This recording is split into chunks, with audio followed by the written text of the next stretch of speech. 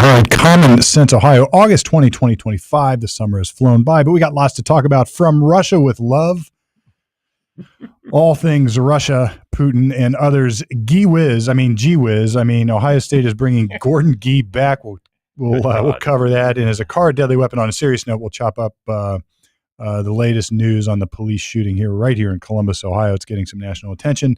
But before we get to all that, a word from our sponsor, Harper Plus Accounting. Check them out right here. Are you an entrepreneur who doesn't know when to pick up the phone or get out the keyboard to contact your CPA? A lot of people are like that. And one of those things that you have to figure out when there's the right time to do that is when you feel like you don't know what's going on. How much money am I making?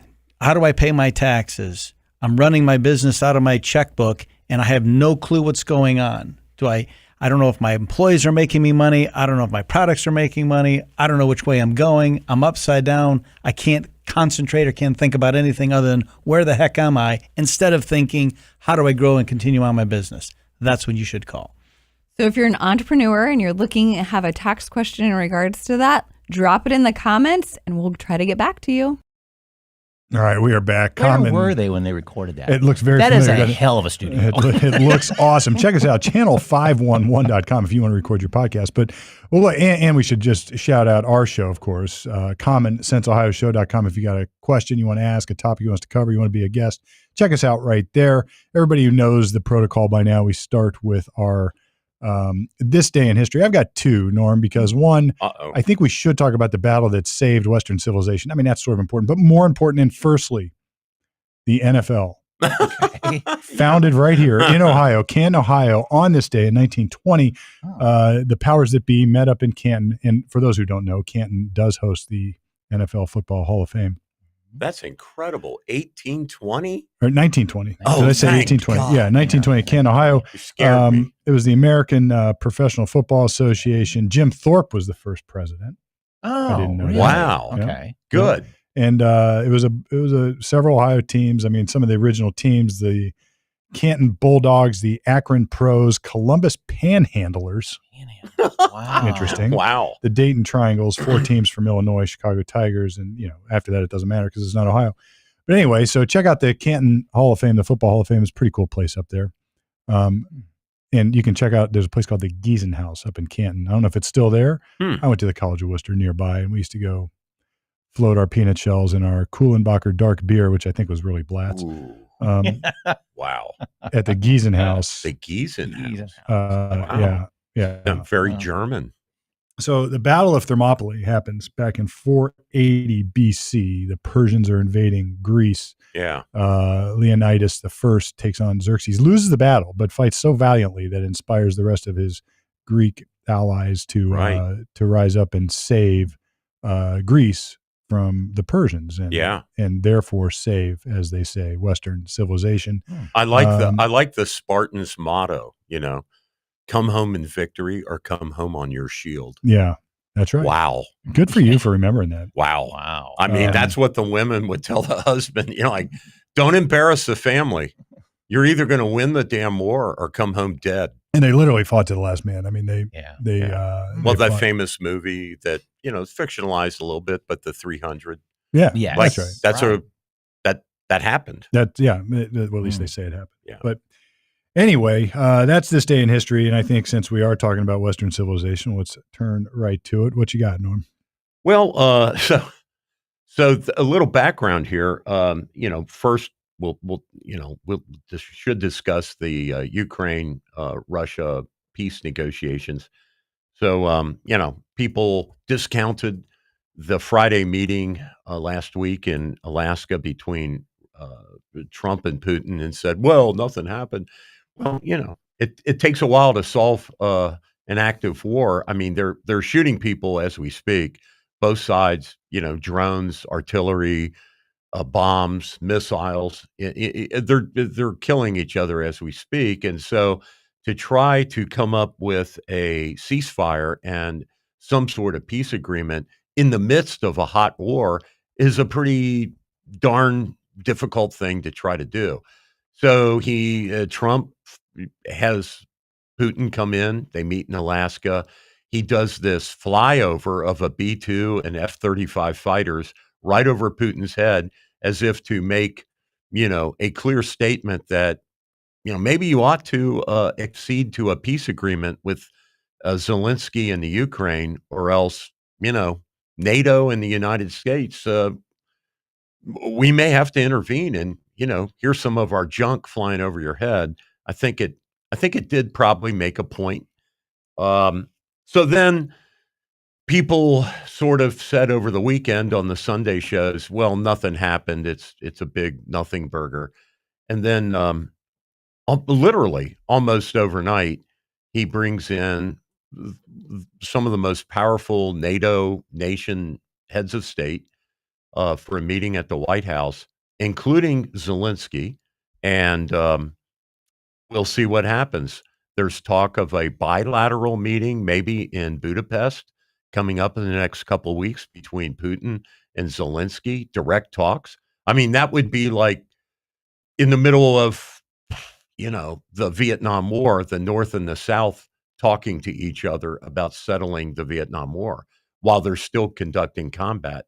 So I'll believe it when I see it. But I mean, it also puts Zelensky on an even, like now he is a head of state at the same level as Putin. And I have trouble seeing Putin allow that to happen, because he doesn't view Ukraine as a legitimate country. So I don't know. Well, we'll see. Let's kick this. What I've seen out of the media, though, this is like the classic. As long as Trump is doing it, we hate it. Sure, he's Hitler. He's the orange Hitler, and right. But So on the out of hand. They were criticizing him for coming in and sort of kissing Putin's ass and bringing him in and giving him the red carpet and doing all this stuff. Right. Exactly. Which is, of course, exactly what Obama and company did, and exactly what Biden took the opposite approach and said he's a no good, rotten killer and a thug and whatever, and nothing. Got nothing done. Right. Did nothing. Obama on a hot mic said, "Yeah, I'll tell Putin that I'll take care of him after the election." And I'm not, and I get it. Diplomacy has to happen in different ways, and what. It just seems insane. You've got this war, and Trump is doing his best to try to end the war. Yeah, and I think he really doesn't. I think for whatever reason, he just wants to end it. Yeah. And I think that's legitimate. And we are shoveling a lot of money. Well, there's a lot of money going that way. Yeah. Right. So I just think it's an unfair criticism of Trump that he's somehow taking Putin's side or giving up too much to Putin or whatever. I think, if anything, I mean, he's vowed now protection to Ukraine. We've got mineral interest in Ukraine. He's rallied the troops, so to speak, of other Western European countries to sort of back up Ukraine. I mean, he's setting this up, and I think he's doing it. It's funny. I saw this discussed a little bit on not this exact topic, but Chris Pratt was on Bill Maher's podcast. Right. What is his podcast called? I just looked it up. Random something. Club Random. Yeah. Yeah. So, and Chris Pratt was making this point, and Bill Maher, who's been sort of a huge Trump critic, is sort of coming around to this. Pratt after he went to the White House and met Trump, right? And Pratt is saying, look, just because Trump did it doesn't mean it's bad. I mean, can't we just cheer for the things that are good? Yeah, no matter who does it. Exactly. If Biden or Obama were doing this, I would cheer them on. Yeah, and it's like he's putting his winky way out on the line here, right? Because this may not work. Like I just said, I have my doubts. Okay. But he's the man in the arena. He's trying. Yeah. And so where are the rest of the peacemakers? Where's Chris Von Hollen and all these, where's Chuck Schumer and all these critics? What have they done to try to settle? Well, they've done nothing. War? Right. Yeah. But they're going to criticize the one guy who's making an attempt, and it may fail, but it's noble to try. Right. And he may have set the stage improperly. I mean, of course, his campaign is all in this in 24 hours. Yeah. Oh, yeah. So, he was over his skis on that one. He was way over his skis. So anything he does do, and it's, I was going to joke, this has been the longest 24 hours I've been yes, it has. experience. Right. But but you're right. I mean, I think if he hadn't said that, I think maybe things might have been a little more tempered. Yeah, I don't know. I think the media, no matter if Trump's doing it, is bad, and that's all. Oh, for sure. And that's all. But you're exactly right. He I think underestimated what he was dealing with Putin, and Now, on the other hand, I think going in it like Biden did, saying Putin, you're a no good thug and nothing but and all that might be true. I mean, this is the thing. It is true. And this is it is true. And this is Trump's like anybody who knows, if you're going to go, I negotiate with prosecutors every day. Every day, I negotiate with courts, prosecutors, opposing counsel, and you don't start with saying you're an asshole. Right, exactly. F you, you thug. You're an asshole, and everything you do is bad. Now, by the way, would you please give my client a deal? I mean, it's like you can't do that. No. That's not diplomacy. No. And to treat if they would have brought Putin in and not rolled out the proverbial, if not actual, red carpet, he'd have left. And then you can say, well, that's what. Well, they flew a nuclear bomber right over his head. Well, it wasn't like there wasn't a show of force, right? I mean, it was welcome. And by the way, we can crush you anytime we want. Just like we took out the reactors in Iran. Like here's the equipment that did that. We can do that to you too. I spent a lot of time listening to Victor Davis Hanson, and he's a historian, and he pointed out on this topic how FDR and others, even Churchill, dealt with Stalin, who had killed, basically allied with Germany, killed a bunch of Poles. Right. Took half of Poland. Right. Went into Finland. Right. Killed a bunch of people. He was an aggressive killer. Yeah. And then he became Uncle Joe overnight. Yeah. Because all of a sudden we had a common enemy. And the point wasn't that those guys actually loved Stalin. It was that it just had to be done at the time. So it's not, the enemy of my enemy is my friend. Right. So, it just, these people in a vacuum just pull out these criticisms. And I've said this from the beginning. There's plenty to criticize about Trump. Just choose the stuff that's legit and don't make stuff up. And I'm not, believe me, I'm not advocating for the leftist cause, but if I were advising them on how to handle this, it wouldn't be what they're doing. No, I mean, there used to be some space given to any president, whether you could go back to Thomas Jefferson, or you could talk about Lincoln or whoever, but when the president is conducting foreign policy, usually what would happen throughout American history until the last 20 years is the opposition, domestic opposition, would tampen down because they wanted to present to the world that Americans, regardless of the fact that we fight amongst ourselves, when it comes to foreign policy, we want to show a united front. Yeah. And so people would back FDR or Truman or Nixon. Well, that's when it fell apart.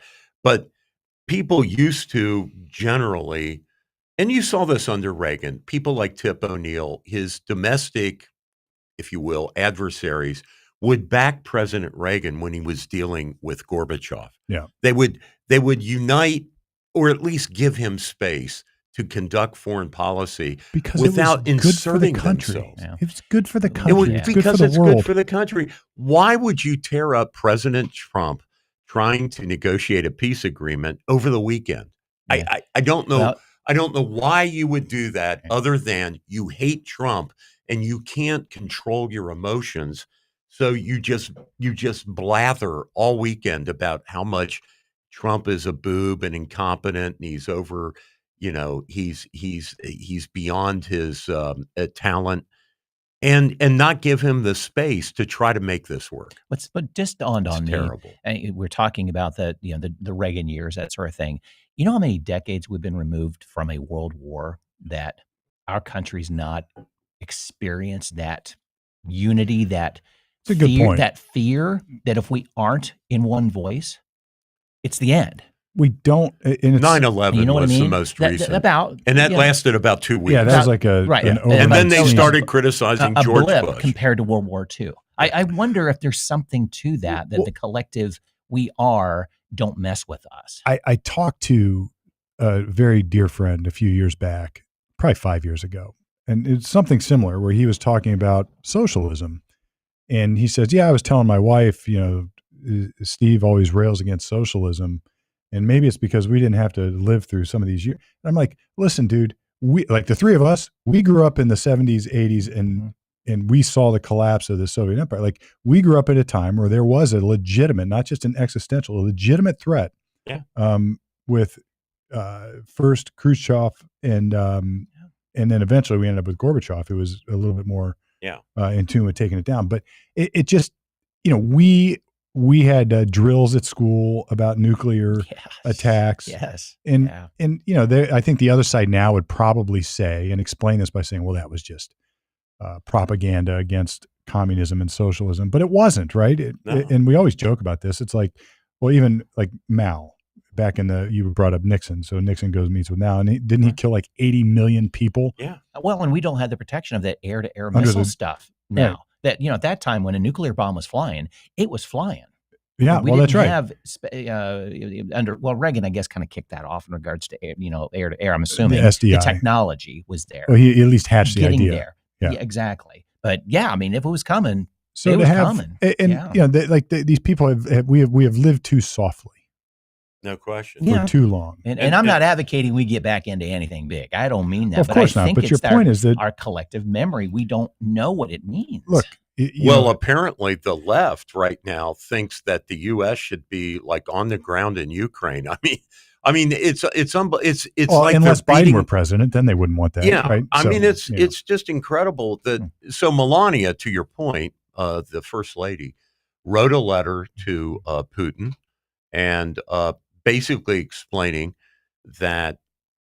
Trying to make him understand. Of course, it's a public relations move, but her family comes from an area that was part of the Eastern Bloc. It was oppressed by the Soviet Union, and her family lived under that. And her letter basically expresses the angst that Eastern Europe and the NATO countries have about Putin's rather direct, if you will. It's almost like Mein Kampf. He had a speech, a 5,000 word speech, where he issued that he has designs on Poland, Lithuania, Latvia. And he wants to restore the greatness of the Soviet Empire. And so Melania is writing this letter like, you got to understand, when you say stuff like that, people are listening, they're taking you seriously. And why do you think Latvia and Lithuania are now part of NATO? Mm-hmm. Why do you think Sweden and Finland are part of NATO? They weren't part of, they weren't part of NATO for the last 75 years, and now they are. And it's because of you, Putin. You're rattling your saber. You're scaring the shit out of people. And, you got to back off. Yeah, he's not going to. And, she's not given a whole lot of credit for that. I mean, it got press. It did get some press. But I don't think enough. No, I think that's she knows what socialism and communism I think the point you've just made that dawned on me is, and I think you're trying to make, Brett, is that, look, she has firsthand experience and knowledge. Like, she is not just coming at it as a first lady. She's coming at it as somebody who lived it. Thank you. Yeah. Right. And I've talked to those folks before. I spent some time back in the early 90s in Estonia, and it was after the fall of the Soviet Empire, and there were, like, these people lived it, and it was fascinating to watch that history unfold. You had like half the population, or not half, but you had the Estonians, and then you had the expat Russians or Soviets that were still there. Yeah. And I talked to both. I mean, I talked to an old Russian soldier who's about my age at the time, and I talked to a bunch of Estonians. I mean, it was really sort of fascinating. Absolutely. And these people lived under that jackboot, and it's when Finland joined NATO, it doubled the length of the frontier between NATO and Russia. It doubled it, just that one country. Yeah. It's so I know Putin is feeling hemmed in, but it's of his own doing. Right, because what he wants is not tolerable. It's not tolerable. Right. We're not going to tolerate it. No. Now, the question is, what do we do? Do we put boots on the ground? Yeah. Do we get in an active war with Putin? Because this is the you mentioned minerals, Steve. Hypocrisy. That's a tripwire that I think Trump is very cleverly planting. That'll be U.S. Now we have an interest. Now we have an interest. If you roll over a token U.S. tripwire, 10 Marines guarding that mineral facility, well, then now we have a problem. Now we got right. And without making Ukraine a NATO country, but the U.S. territory, or U.S. territory. Right. But the hypocrisy of this, from the media standpoint, is just so palpable. Because look, Europe isn't going to put boots on the ground. All these, Germany can come in. They can all come in. They don't have any soldiers. They might do some peacekeeping. We'll see. Well, peacekeeping is different. That's but to all go I mean. to go into an active war, Yeah. it's like what else are you going to do? Are we really going to go in an active war? Yeah. What's the other? Like some sort of European boycott of everything Russia, which means you're drawing in China. It's like, and people don't like that because then the stuff that we buy gets twice as expensive. Right. And are we going to tell Europe? Is Europe really going to not buy oil from Russia while they build their own solar towers? I mean, it's just. I mean, the whole thing is so. It's just such a theatrical. It is. It is important that we acknowledge the tragedy of. I mean, it is a tragic fact that Zelensky is looking at giving up 20% of his country. Of Donbass and Crimea. And in a way, I mean, that rewards Putin's aggression. Yes, I mean, but what do we do? How do you undo that short of forcing him back? Well, Ukraine's army, the average age of their soldier now is 43 years old. Yeah, they can't last much longer. How long can this go on? And Putin has lost, they say, as many as 1 million of his soldiers. And historically, they don't give a crap. 140 million person country, the U.S. or the Soviet Union. They seem to not. I mean, they've lost 1 million people. Go research the losses, the Soviet losses during World War II. Yeah. I mean, it is staggering, they just keep throwing them at it. Like What's hurting Putin at home is that even his people know that this was aggression on his part. Well, Ukraine did not invade Russia. Russia invaded Ukraine, and Putin he's over his skis now. He needs to save face and somehow.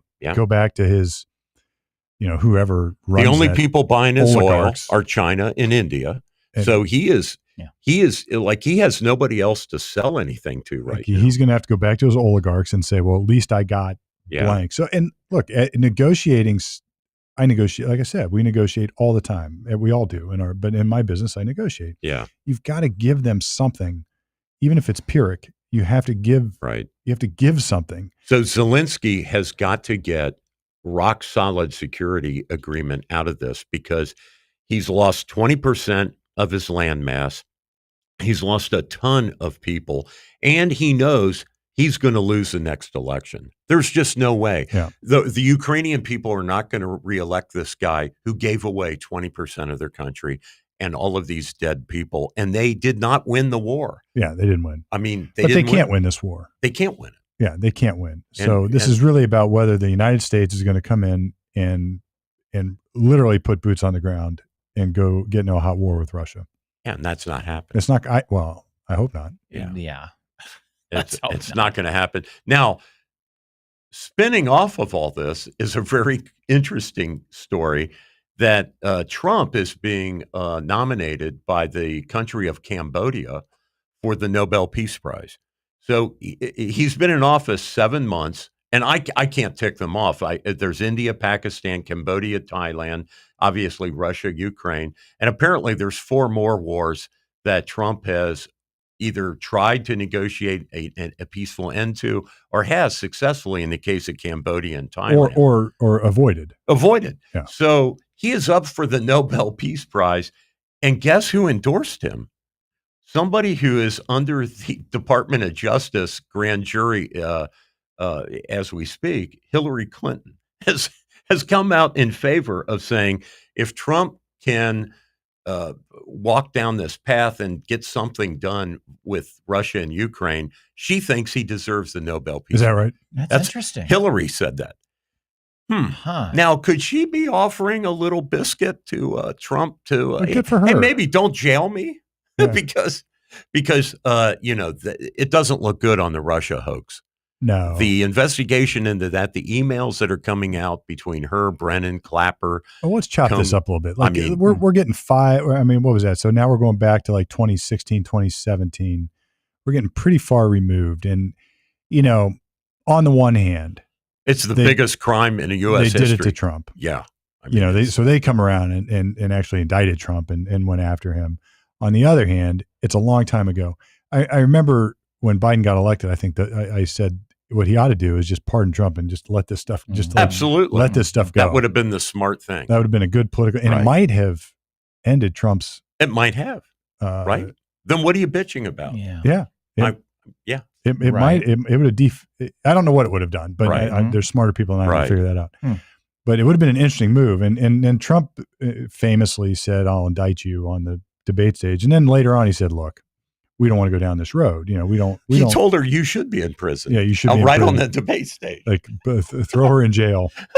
And, he said, if it was up to me, He said you would be in prison. and rhetorically, he sort of threatens it. But then later he backs off and says, he didn't do look, a thing. Right. this isn't good for the country. We That's can't do this. Right. So I don't know what's good or what's bad now. My personal opinion on this is I don't really care if there are indictments. In fact, maybe that's bad for the country if there are.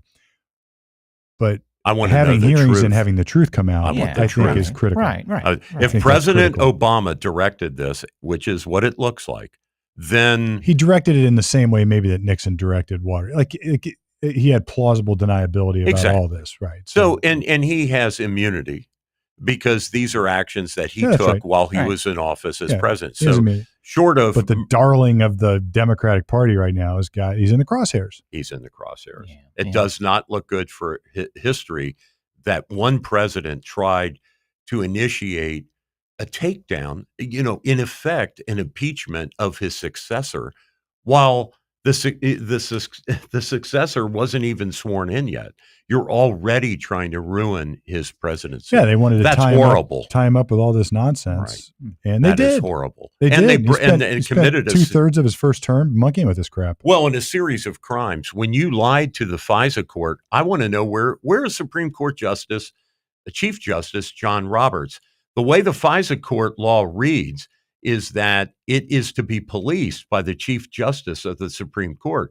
Because after all, there's no defense counsel. There's nobody standing up for the rights of the person that they're going to, tap their phones and get all the information. There's no protection. And the idea is of the FISA court is in an extreme situation to grant the FBI the right to look into your phone and to look into all of this stuff because it involves foreign intrigue. And it turns out that the pretext for all of that were lies by the Obama administration to look into Trump officials. And it all turned out that it was lies. The FBI guy who wrote the request to the FISA court was sanctioned and found that he did wrong. But where is John Roberts, to change either how FISA works or to toss people in jail? Yeah.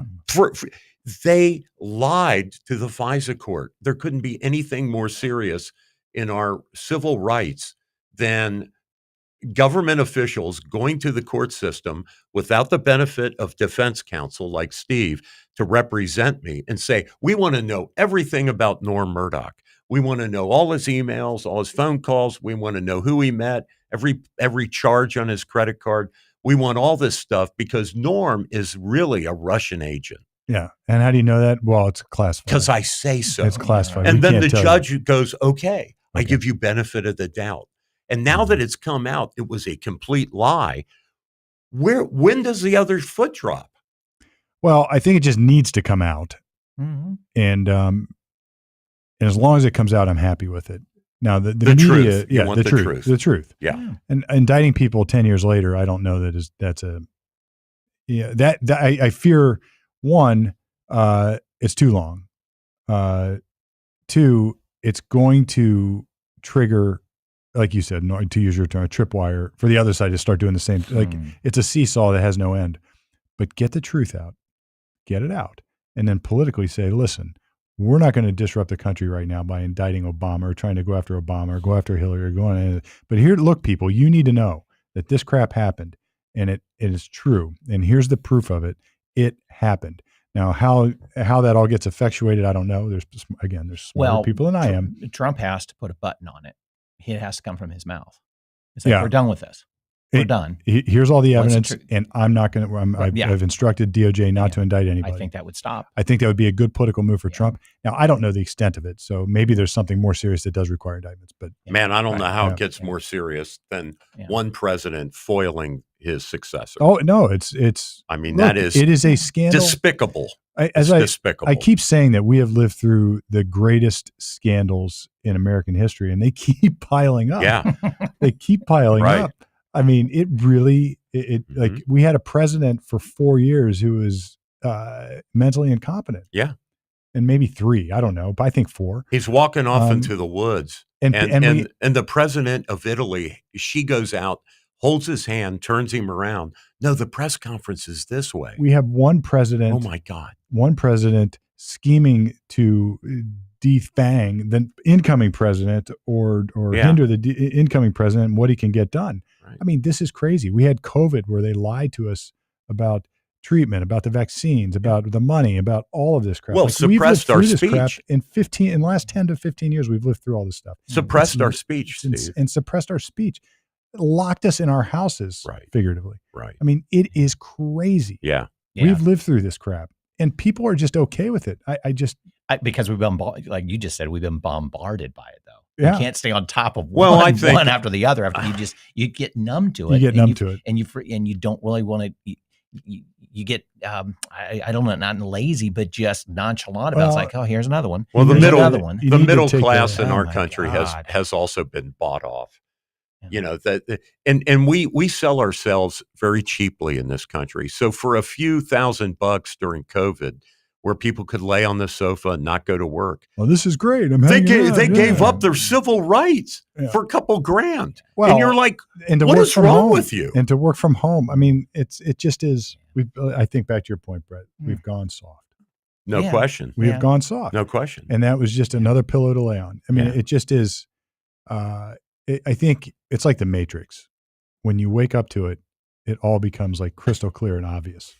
And I think doing the show and talking about this stuff has awakened me to it. I mean, Yeah. it's like this is. We're Yeah. $37 trillion in debt because we paid people to lay around and not work. And not work. Yeah, and still feeling it today. Yeah, exactly. I wanted to ask you one more thing before we leave Alaska, and how you feel about this. Of course, we're going to see, and this is a topic we're probably going to continue to talk about because it's going to be an executive order, according to President Trump, about eliminating mail-in ballots. I think the optics of this looks really bad. That he says he has a conversation with President Putin that you should have won. Mail-in ballots don't work around the world.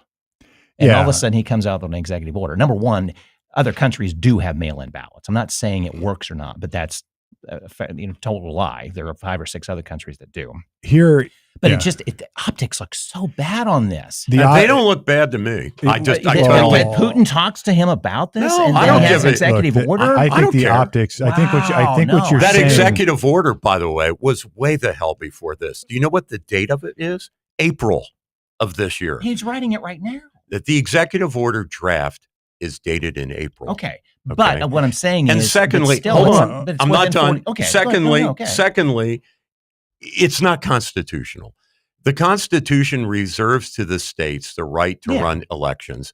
So Trump can issue this order. Oh, no. To me, it's just model legislation for states to pick up because he has no power to tell the states how to run their elections. Right. So you're getting exercised over nothing. Well, no. in my opinion. I agree. If the optics bother you, that's okay. and they That's do. legit. Let me play. They do. But they don't bother me. Yeah. Let me jump in here. And it's good to put the details to it. Let me Thank jump you. in Yeah, here. appreciate I think, first of all, studies will show that the most fraud occurs in the realm of this remote mail-in ballots. No question. That's where voter harvesting happens. That's where the most unreliability happens there. So And a start with that. KGB agent who's now president of Russia would know that. Yeah, so people know that, right? Right. Oh, yeah, Secondly, I agree with you, Norm. I don't think Trump has the authority via executive order or otherwise to eliminate mail-in balloting across the country. Exactly.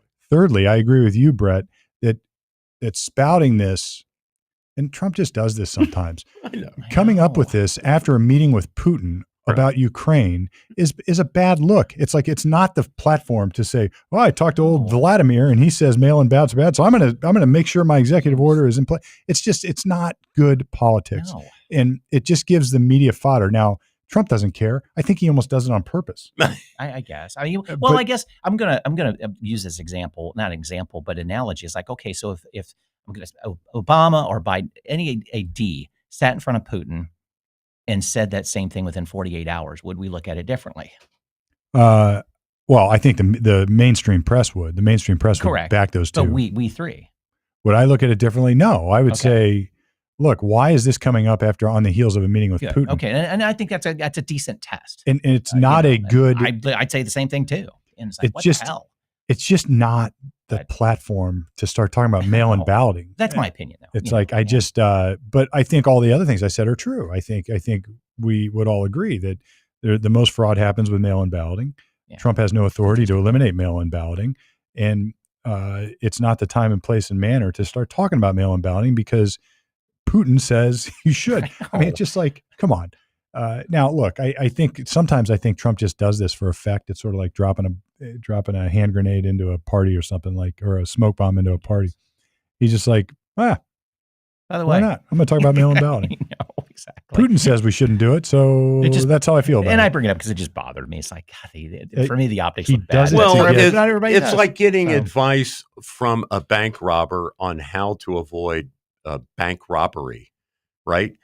So would we go to John Dillinger? Would the FBI go to John Yes. I mean, John Dillinger and ask for his advice on how to prevent bank robberies? Well, we did it with the "Catch Me If You Can" guy. Exactly. It's So like, why not? Trump goes to Putin and says, "What do you think about mail-in ballots?" And Putin scratches his chin, having spoiled elections all over the world. The KGB is expert at that, at ruining elections. And he says, if you want to screw the public, let them mail in ballots because it's super easy to cheat. Well, you just don't have to count them, or you can change them, or you can do whatever you want. There's no I accountability. think that's how Trump computed that conversation. Is like, here's a guy who knows how to throw an election. He's right. But He's was right. it the right occasion? Of course not. Of course not. But is bad. it classic Trump? Of course it is. And will he ever let it go that he lost the 2016 election? No. He absolutely. Or If excuse you're me, the waiting on that, 2020 folks, election. no. He will absolutely never let that That's go. like Pete Rose admitting that he gambled. Trump says he won the presidency 3 times. Mhm. And the second time he got screwed. Yeah. So And that's how he views it. But he's also trolling people saying, "I'm going to run again." Exactly. Right. And it's like, And at the same time, he says JD is the leading candidate. or So Rubio or whoever. Right. So I don't know. Yeah. Yeah. Well, look, we got to talk about and justice for all here. We've got this case in Ohio. yeah. And The Takaya Young case, just to put a name to yeah, it. Takaya Young. This hit the news about a year ago. She was shot in August of 2023 by 2 years ago. 2 years ago. Yes, by Blendon Township police officer, whose name, it's now out there, is Connor Grubb, Grubb. Mhm. And Takaya was 21 years old, pregnant at the time. I think it's not disputed that she was shoplifting liquor as part of a rush gang, or whatever they call pop-up, thing on that people do on their phones. So a bunch of people went to the Kroger, and in Blendon Township, and they went in, they got a bunch of booze off the shelves, ran out into the parking lot. She was one of those people. She jumped in her car, and the body cam footage is now out there. The Kroger parking lot footage is out there. She struck Officer Grubb with her car after being ordered to park the car, to stop the car. She would not roll her window down all the way. They could not get the keys out. They could not prevent her from operating the car, and she defied them. And there's obviously a conversation between her and the cops, and she refused their orders and rammed him with the car. And if you see the footage, which I have, guys, I could see where her family would say, well, it's a glancing blow. He didn't have to kill her. And I could see it from his point of view. She just struck me with the car, and now she's going to take off and speed through the parking lot. She may kill somebody else. So he shot her. Well, and lots she to died. unpack here. We should at the So her outset, family's suing, wrongful death. He has been charged. He's indicted. Yeah. He has been charged with 4 counts of murder and a bunch of other stuff. And I think there's 2 guests we should get in to follow up with this. One, his attorney, who I know, and secondly, our boy from our connection from LAPD. Probably have some good commentary on this. Or maybe the head of the FOP, which this, we've had in here. But look, let's unpack this. There's a lot to talk about. This is on the heels of this idea that we're not going to stop crime. And there was this, and it's going on. Ohio didn't have this as much, but California, for instance, has lots of this. Sure. San Francisco, The particularly. $1,000 limit. Yeah, You could steal anything. We're just going to let people go into stores and steal stuff. And we're going to also tell people that because of the color of your skin, then you're getting targeted unfairly by police officers. So there's a police inherent racist bias against you. So therefore, people conclude they don't have to follow police orders. Yeah, right. And look, somewhere like all these horrible things that emerge out of all this, the truth is there's like a little kernel of some legitimacy to all of it. But because it blows up, it just turns into this notion where we have lawlessness. We have people not listening to police, and it's not just black or white. It's both. No, like I don't have to follow police orders because they're all bad. We've been told that now for 3 years at that point. Right. 2.5 years maybe. So we don't have to follow the police. Secondly, we go in here all the time and steal stuff, and nobody ever does anything. Yeah. So we're just going to keep doing it. So now it just becomes, it's like letting your kid have cookies for breakfast. It just becomes what they want, right? And I'm not comparing these people to kids, but you get the. Yeah. But we've tolerated this, and I think it was Ditka says you tolerate what you endure, and now we've tolerated this.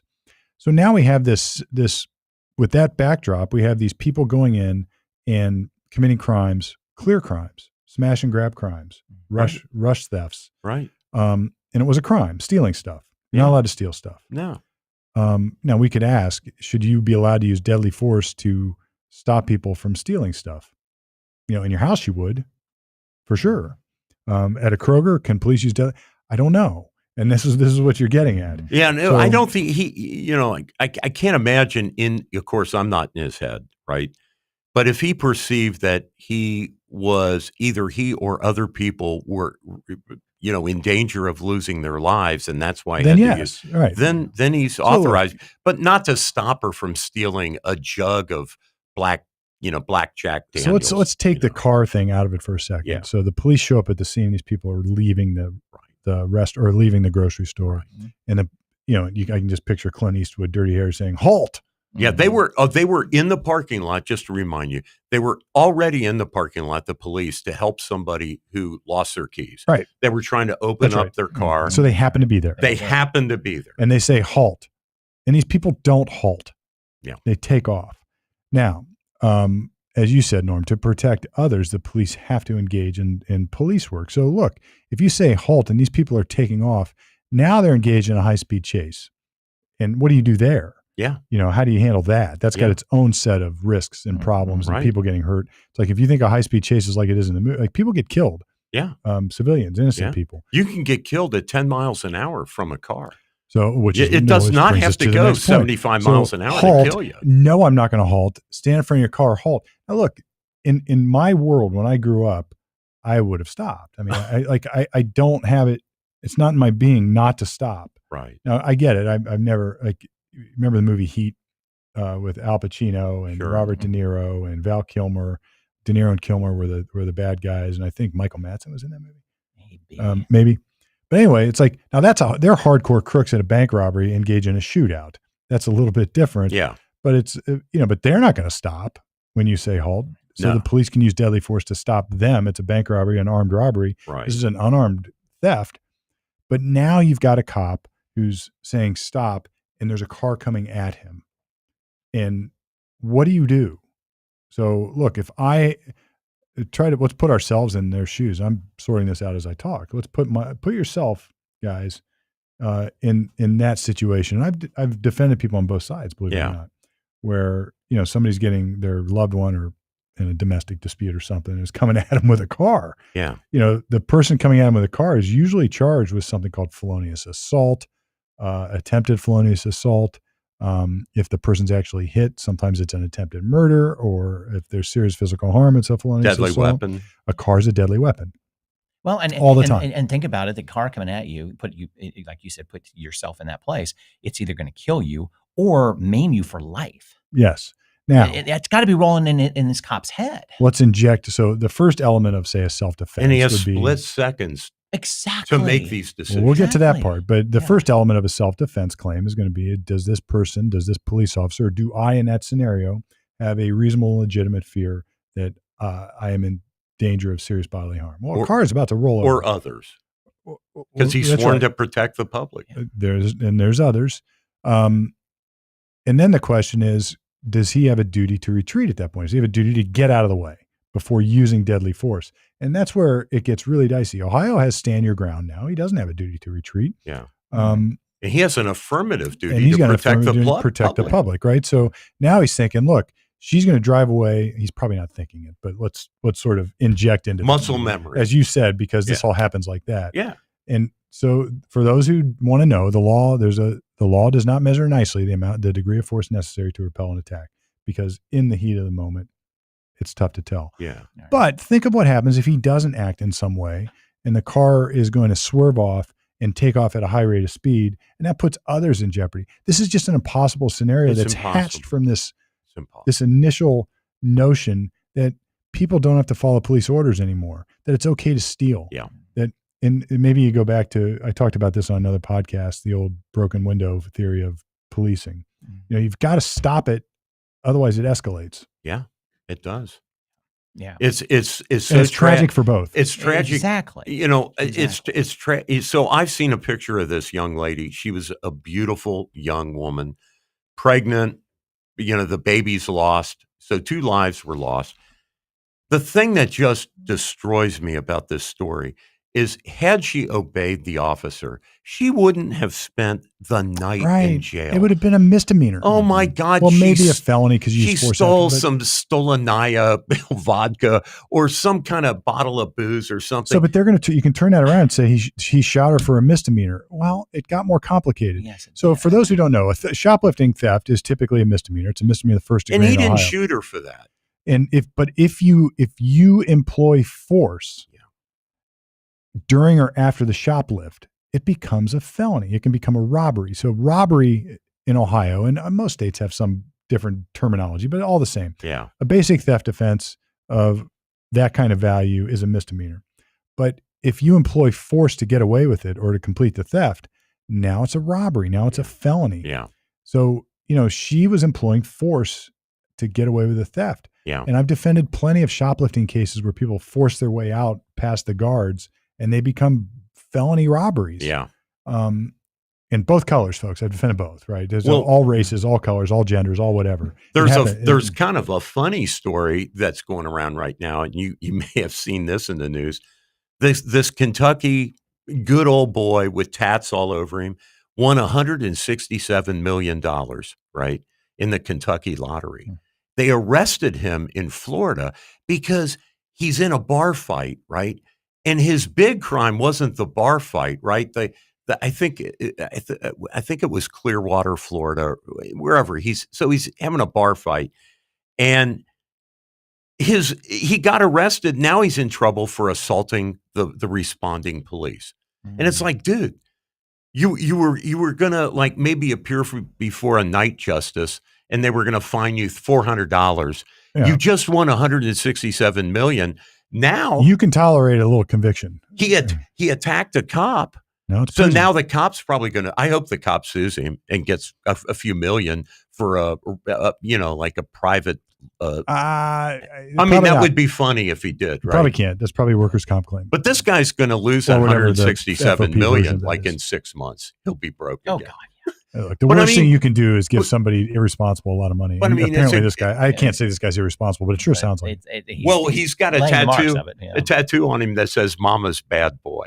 He's one of those people. Okay. So at any rate, So probably I'm not. just trying to reinforce your point that like you can escalate from a nondescript run-of-the-mill misdemeanor really fast when you attack a cop. When you attack That's a the cop. wrong damn thing to do. Now, and let's chop this up even more. There's a reason for that. Because when you don't obey or you attack the police, you are creating a scenario that is fertile for things like this shooting that we're talking Exactly about. right, man. This is like 100%. I had a client. He was not an African American client, not a black guy. But he had some mental health issues. He decided suicide by cop was going to be the way to go. Goes on, knocks off a convenience store. He's got a gun, knocks off another one. Police are following. He finally pulls over and he's got the gun in his hand and he's raising it up. And it's like, dude, you're gonna, like, the cops were way up in arms. Like the cops, like they were, if you had just a little bit different personality, this guy's dead. And, right. And it just, and it's probably righteous. It would have been a good shoot. Yeah. It would have been a good shoot. Yeah. But and then when cops don't do that, you have Joring and the other police officer from Westerville, right? That go respond to a domestic. The guy opens the door and kills 2 cops. Boom, boom. No, I suppose the real question in my case is, if the guy were an African American man, would they have shot? That's going to be the other side argument. Maybe. Yeah. I don't know. I don't know. Yeah. Maybe. Yeah. Maybe the cops are African American. In that case, no. But I've had plenty that, like one of the cops in the George Floyd takedown. They weren't all white cops. So, serving prison time, So it's complicated. Some more crime news. There was a teacher, an ex-teacher, 40-year-old, Stephanie Erin Kellenberger is her name, and she pled guilty to 21 counts of 21 felonies. 4 of those were felony third-degree sexual battery of a 13-year-old girl, and the other 17 were sexual assault third-degree felonies. And I guess she took a deal where, on one case, she was going to serve hard time, no parole. She took a deal, I think, for 15 years, and she can get parole within, I think, 10. So that's the math, and she took that deal. But I used to cover the Ohio State Board of Education. I used to go to their meetings once a month, and they would take away teaching certificates, and they would go, after executive session, they would come out and tell the public what the crimes were alleged to have been, or the misconduct, and the name of the teacher, and that they're taking their license away. And it was almost all men in these sexual cases. I am seeing now. There's been a few. Every now and then you see a woman teacher. It's increasing. But most of the time it's men. But a lot of times what's going on now is a little different. It's older women on boys.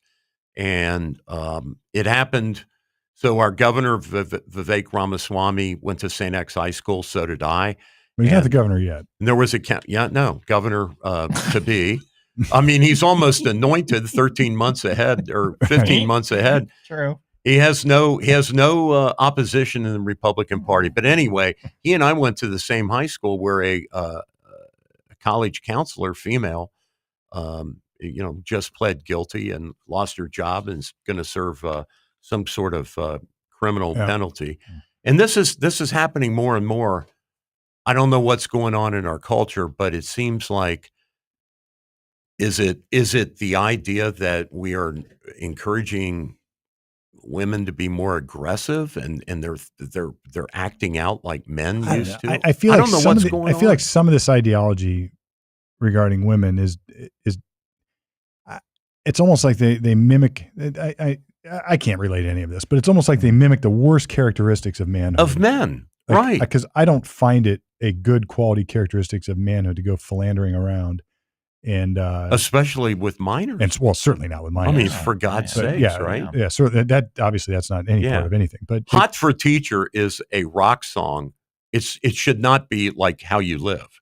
It's just a goofy song. Great song. It's a great song. It is a great song. It's a goofy, on a great album. Yeah. It's a goofy song at a time that was better.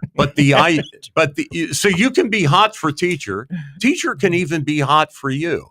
But when you act that out, right, that's a crime. I don't think Tipper Gore liked that one either. That video was pretty risque. Anyway, I'll tell you my Van Halen story. Right. I don't feel tardy. Another show. I'll tell you my Who concert Van Halen story. All right. Well, we've got Gordon Gee is back at Ohio State. Norm, when you told me this morning, I was just like, I didn't catch this independently. I was just like, why? So the cover story by Gordon in his announcement is that the current president of Ohio State, Ted Carter, who came from the Naval Academy to take this job, is supposedly he met Gordon Gee when Gordon Gee was having a like a break from being president of West Virginia University, Right. which was his last job. And apparently when he's on this sabbatical, he and Ted meet, and Ted says, gee, it would be great to have you back at Ohio State as my advisor. So that's the cover story. I'm not buying it. Somebody on the board at this Ohio falls in State. like the quote consulting advisor role, Yes. meaning you get a lot of money to do very little. So he has residence at 3 Ohio State colleges as an advisor, the College of Law, the College of Civics, and there's World Peace or some other damn college. At any rate, this guy, to me, he's a 3-time loser. He was president of Vanderbilt, University of Colorado, Brown University. Are you getting the woke thing yet? This guy, in my opinion, from 1990 to 1998, then he came back from, let's see, it was 2007 to 2013. So he was president of Ohio State twice. And during that period of time, if you're a Columbus high school student, you want to go to Ohio State, you had almost no chance to get in. He tried to turn, or he has basically turned Ohio State into an Ivy League. And that is not, in my opinion, that is not what the people of Columbus want for Ohio State. Certainly wasn't the tradition. It's not the tradition. It's not what it's chartered to And do. it makes me frankly. super Yeah, no, you're angry right that about that. it's mega bucks to go there now. It's really hard to get in, right? Well, And when we were coming through, if you couldn't get in anywhere else, you could always go to Ohio Right. State. if you Now, could you might have fog to- a mirror, You might have to go. You might have to go to Newark campus to start. Yeah. Or you might, Right. whatever it is. But It's you could go to ridiculous. Ohio State, and I'm not saying that as a bad thing. I'm saying it's a good thing Right. right? because I think It was a good thing. because it was a good education. That's right. It was Right. and this is all about perception. It's the same education, right? But they just made it more prestigious and elite. Yeah. Especially so when it you put seems like the it's a in better- front of it. Yeah. Well, as soon as he put the Ohio State University, that and then he got right in trouble there. because he was criticizing the SEC for having a soft schedule. And of course, they didn't at the time. But anyway, speaking of football, Him and his stupid bow tie. So you want to talk about stress for Norm Murdock? This guy just added a bunch. Like I can't take it that he's coming back for the third time. take the gi off. Take the gi off. Yeah, so this game's coming up in 2 weeks. Or Yeah, 10 we'll talk about days or this. whatever. Ohio State versus Texas Yeah. coming up here. It's going to be hopefully a good game. I love it when it's a good game. Exactly. And Ryan finally announced it's Sam. the quarterback. Yeah, like he said what everybody already knew. Yeah, So yeah, we're at it. Is it Manning versus Sayin? yeah. Just saying. It'll be, and I don't know what the dollar amount is because I don't go to Ohio State games unless somebody gives me tickets. But I have heard the ticket prices are just unbelievable. Well, this is I huge. don't know what that means, Steve. And this is some Have of the you good. heard Brett? I don't know, but It's got to be thousands of dollars. Yeah, for I good guess. seats, I'm sure. Yeah. But that's And not what's that unusual. seat? 100,000 people? That's not unusual for big games. But you've got this. This is sort of a reflection of the new system because Yeah, before this is maybe one of the good things because in the old system, you would never have had two elite teams, facing off in the first game of the season. yeah, Now, I guess you would want to do a home like that early in the season because you could still overcome that maybe. yeah. Yeah. Oh, yeah. But why risk a loss? Get a couple tune-up games before. like Grambling State. Yeah, coming in. why risk a loss? Some Ohio domestic, Ohio So- domestic college. Right, the Akron Zips. But or- they're school, they're both laying it all on the line. Yeah. yeah, We've done this a couple times. Maybe not the first game. A couple times we played USC one year. We played Texas one year with Yeah. Vince Young, Yeah. and lost that game. Lost both those games, but they were good for both schools. yeah. So Holy cow. we'll see. Now there's some blowback because it's at noon. Fox, thank you, instead of at a night game, which would have I think been better for Ohio State. But Okay. louder, more obnoxious, Yeah. more people drunker. Yeah. Wow. Yeah. So if anybody has a couple tickets they want to give away, Common says, all right, good and bad. What do you guys got? I'm bribable. Are you? Yes. Yeah. Good and bad. So Yeah, so I just think the Hillary nominating Trump for the Nobel Peace Prize is super funny. And the only reason I'm calling that a negative is because she's clearly trying to curry favor with Trump because Trump is he's sick Pam Bondi in the DOJ on these Russian hoax crimes.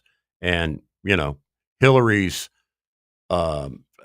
election committee was behind the funding of the Steele dossier, which was then turned into evidence by the government to spy on Trump. So it's pretty funny. My plus is, and I'm gonna buck up a local event that's on Saturday this weekend. It's called the Bell Fountain Hill Climb. I happen to have won that event last year with my Mustang. I was the top guy out of 100 cars that screamed up this hill.